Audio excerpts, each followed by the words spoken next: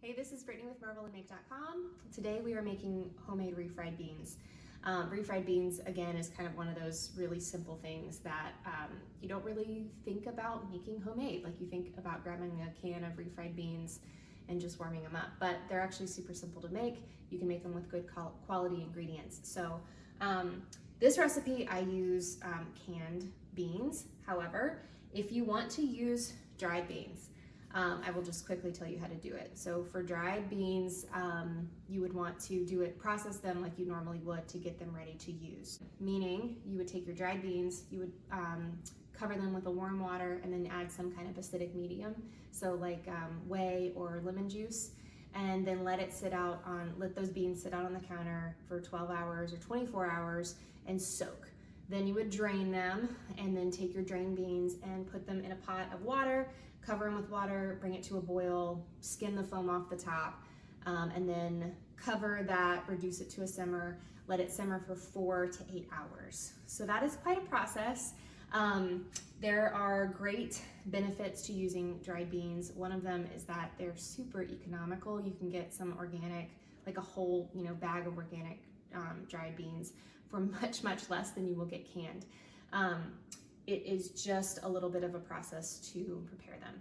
So it is for that reason that I almost always go with canned beans. If I can think ahead and plan a few days in advance, then I will definitely use dried.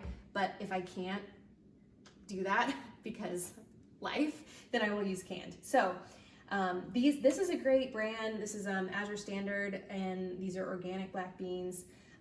So I'm going to be using 2 cans of these for this recipe, and let me show you how easy it is to do.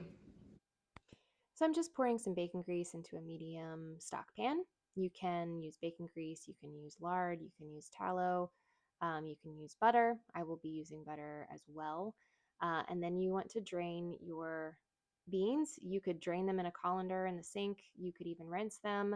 I am just simply showing you here that I'm draining all of the liquid from them, so I'm not being super, particular about it. Then salt it. I have kind of, an estimate of how much salt you should use, but I always just go by taste. And then I'm also, like I said, throwing in some butter. You want to cook this over medium heat. I'm going to let this cook about 10-15 minutes. You just kind of watch it, stir it pretty often to keep it from sticking. Adjust your heat as you go.